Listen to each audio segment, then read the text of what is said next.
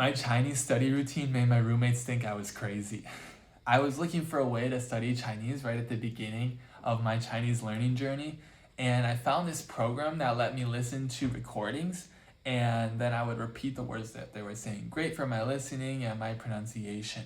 But the way that I decided to do it was I had to fit it into my busy college schedule. So I would get up every morning at 6 a.m. in the morning, and I would turn on my computer and start listening to these recordings. And they would start speaking Chinese to me, something like 洗手间在哪里? Where's the bathroom? And then I would repeat to it, 洗手间在哪里?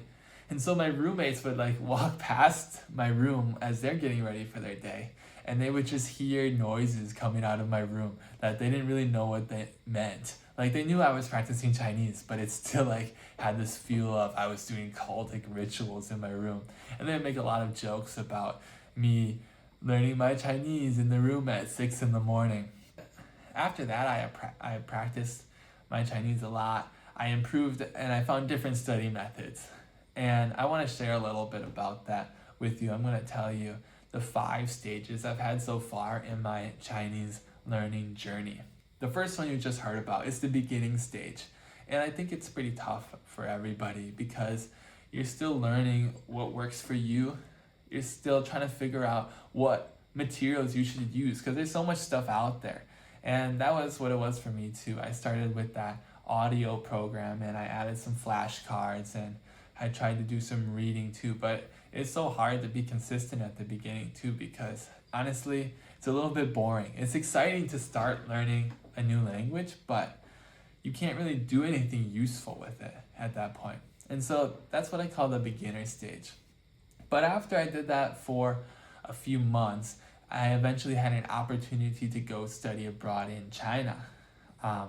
And so that's when the second stage started, what I would call the overconfident stage.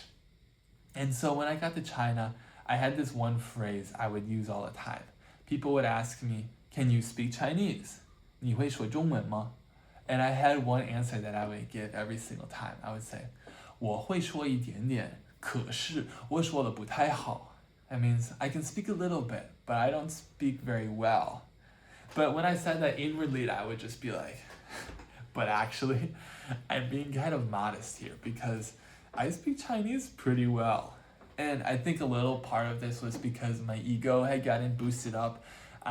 Because, you know, in China, people are super nice when you're practicing Chinese. Like, you could just go up to a person and be like, 你好,我想点这个. Means, hi, I want to order this. You'd be like, wow, 你的中文太好了. Wow, your Chinese is so good. And like your confidence just like goes through the roof. It feels so good. But actually, it's like, you're not actually saying anything difficult. That's really basic Chinese. So at that point, my confidence in my Chinese was so high, even though like I couldn't have any kind of conversation with people. I would have to keep asking them, oh, what did you mean? 什么意思? What? And I would have to think really hard when I was trying to say something. It's difficult. And so I kind of got exposed one time when I went to buy a train ticket.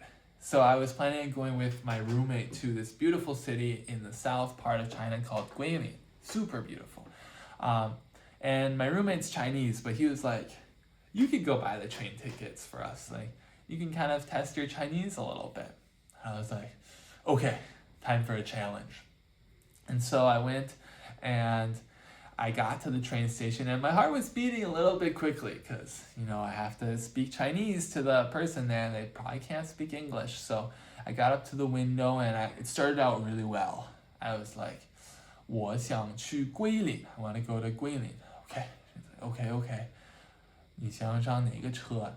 Which train are you going to take? And I was like, okay. 我想上14号.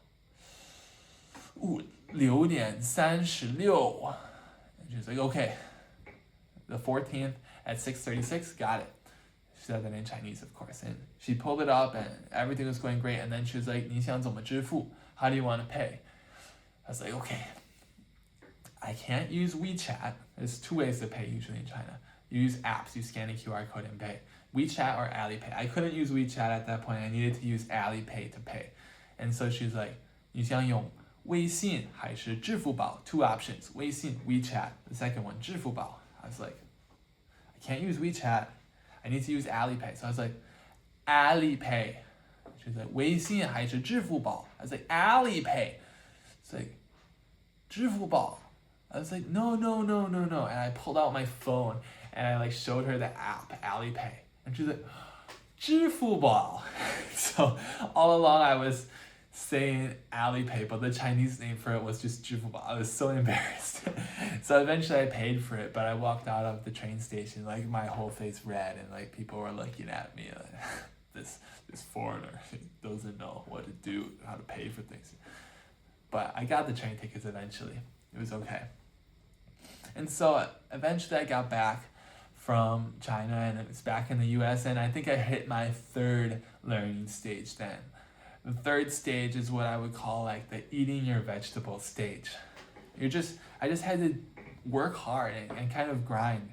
And it wasn't that much fun some of the time, but I just had to like pound out flashcards. I went through a grammar textbook, and I even like turned my schoolwork into ways to practice my Chinese. Anything to get my Chinese input a little bit higher. Like I had a class that was called Reality Media TV. And so for our end of the year paper, we had to write like 10 or more pages about a reality TV show. And so the reality TV show that I picked to write about was not like Bachelorette or Love Island or something.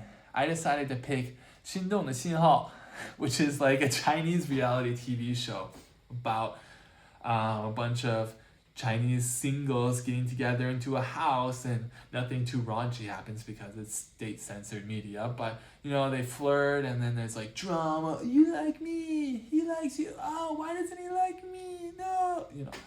Usually I don't watch that kind of TV show, but I was like, well, I can do my homework, and I can practice Chinese, and I can watch a TV show at the same time. It seems like a pretty good deal. So I watched that TV show, and I just tried to do as many things as I could to make my Chinese get better. Eventually I got to that stage, that passed a few more months, and I found a job in Wuhan, China, teaching English. So I got to go back to China, and I think I started what I would call the awkward conversationalist stage. So like I could talk to people, but it was really difficult. Like I think of this really nice couple. I think of them as the fruit store couple because they owned a fruit store, and I would go to their fruit store all the time because I had just got to China. I was lonely. I didn't know anybody. So I'd go to their fruit store all the time, and I would just sit in the back, and they were super nice to me. Like they'd be like, oh, are you hungry? Eat some dumplings. And I'd be like, no, like those dumplings are free. And they'd be like, no, you have to eat them. And I'd just like throw it into my lap, and I'd be like, okay, I guess I'm eating dumplings. They're so nice to me. And they would just talk to me for hours. And I say talk to me because I wouldn't do much talking. I kind of found like there's this balance I had in conversations. Either I had to, number one, listen and have no time to think about what I wanted to say. Or number two, plan ahead what I wanted to say, which usually meant that I didn't listen to what the other person was saying. And so with them, I usually just picked option number one, like frantically listen. What are they saying? And they would say like words like MSG or like dragon fruit. I'd be like, what? And I'd just be lost. But I felt like too awkward to ask what the word meant a lot of times. So I would just kind of be like, yeah, just kind of laugh along and kind of nervously smile. And they seemed like it was fine with them. Like they were just happy to talk to me, and they didn't really speak much English. So that was kind of our conversation. But it was great. I felt amazing. Like I get to meet new friends. I get to practice my Chinese. It's great. Just at the end of the day, I would be so tired. Like I was just talking, but I would like get down and like crash in my bed, and I would have like a physical headache from speaking so much Chinese. Like, so that's why I call that the awkward conversationalist stage. And then after that, we passed a few more months, and it's been over a year since then.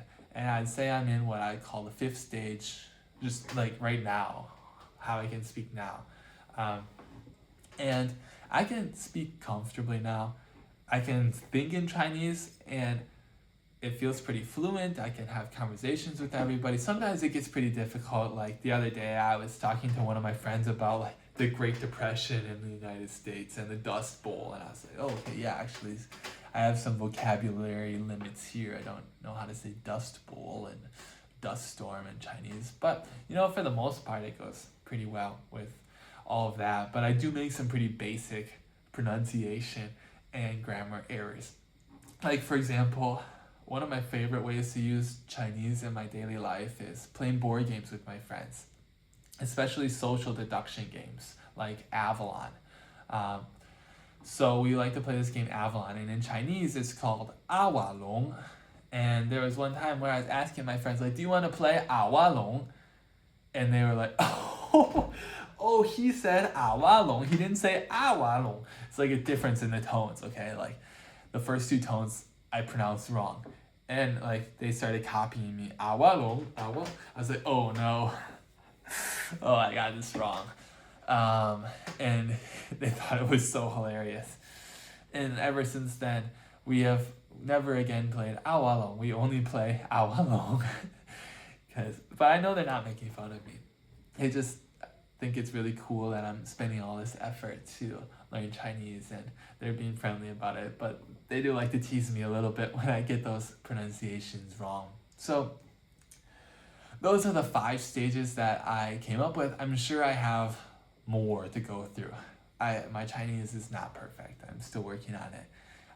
But if you enjoyed listening to this video, if you got something out of it, I'm going to keep posting more videos just about my life in China, my experience studying Chinese, and some tips and tricks for learning Chinese. So if you enjoyed listening to this video, stick around, drop a follow, drop a like, and I'm going to be trying to post one video every week. So thanks a lot. I'll see you next time. Bye.